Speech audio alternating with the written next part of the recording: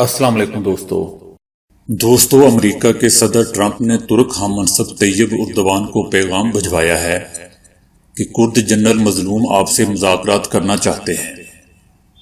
Trump نے ایک خط کے ذریعے رابطہ کیا ہے جس میں طیب اردوان کو مذاکرات کے لیے قائل کرنے کی کوشش کی گئی ہے۔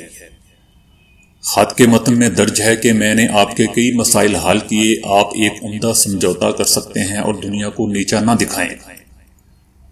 امریکی صدر نے لکھا کہ جنرل مظلوم آپ سے مذاکرات کرنا چاہتے ہیں، آپ ہزاروں افراد کو قتل کرنے کا ذمہ دار نہیں بننا چاہتے اور نہ میں ترک معیشت کو تباہ کرنے کا ذمہ دار بننا چاہتا ہوں۔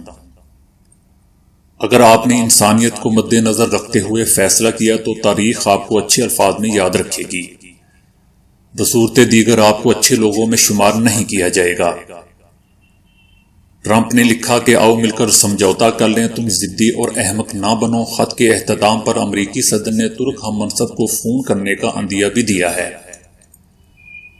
امریکی صدر کا خط ذرائع ابلاغ میں آنے سے چند گھنٹے قبل طیب اردوان نے بیان دیا تھا کہ ترک کردوں کو دہشت گرد سمجھتا ہے اور اس وقت تک مذاکرات ممکن نہیں جب تک کرد فورسز ترک سرحد کا قریبی علاقہ خالی نہیں کر دیتے۔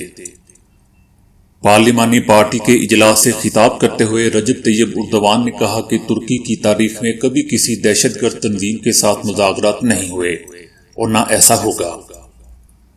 رجب طیب اردوان نے کردش فورسز کے ساتھ مذاکرات کا امکان مسترد کرتے ہوئے کہا کہ کچھ رہنما ثالثی کی کوشش کے لیے ان سے رابطہ کر رہے ہیں۔ ترک صدر کا کہنا تھا کہ شام میں فوجی آپریشن صرف اسی وقت رکے گا جب وہاں پر سیف زون تشکیل پا جائیں گے اور کردش گروپس اپنے ہتھیار پھینک دیں گے۔ انہوں نے کرد جنگجوؤں سے ہتھیار پھینکنے کا بھی مطالبہ کیا اور کہا کہ وہ سیف زون سے نکل جائیں، یہی شام میں مسئلے کا حل ہے۔ دوستو طیب اردوان نے بیان دیا کہ صدر ٹرمپ ترکی آئیں گے تو بات ہو سکتی ہے اور امریکی صدر سے براہ راست ڈیل ہوگی۔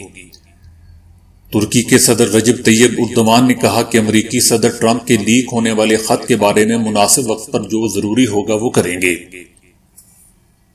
انہوں نے کہا کہ جب وقت مناسب ہوا تو امریکی صدر کے خط کا جواب بھی دے دیا جائے گا۔ انہوں نے اس بات پر زور دیتے ہوئے کہا کہ انہوں نے ٹرمپ کو شام پر آپریشن کے آغاز سے ایک روز قبل فون کال کر کے بتا دیا تھا۔ صدر ٹرمپ نے دوستو اپنے ترک ہم منصب کو لکھے گئے خط میں سخت الفاظ بھی استعمال کیے تھے۔ انہوں نے کہا تھا کہ شام میں فوجی کارروائی کر کے بیوقوفی کا مظاہرہ نہ کرو ورنہ ترکی کی معیشت تباہ کر دوں گا۔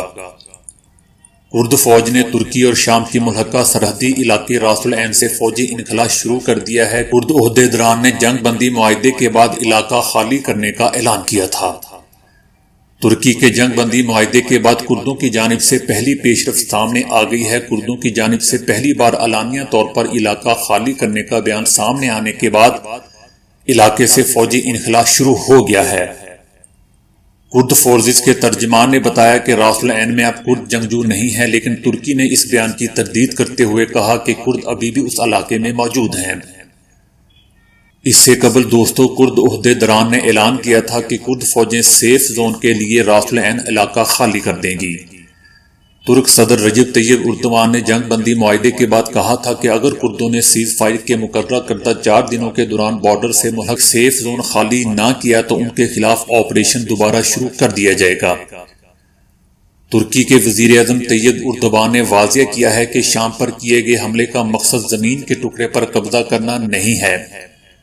ان کا کہنا تھا کہ ترکی کسی دوسرے ملک کی سرزمین پر نظریں نہیں رکھتا۔ اردوان نے کہا کہ ان پر الزامات عائد کیے جا رہے ہیں کہ یہ آپریشن شام کی سرزمین پر کچھ حصوں پر قبضہ کرنے کے لیے کیے جا رہے ہیں، لیکن یہ الزامات عائد کرنے والے ہماری توہین کر رہے ہیں۔ ترکی کردش پیپلز پروٹیکشن یونٹس کو ایک دہشت گرد تنظیم قرار دیتا ہے جو کردستان ورکرز پارٹی کی ذیلی جماعت ہے، جسے امریکہ اور یورپی یونین نے بھی بلیک لسٹ قرار دیا ہوا ہے۔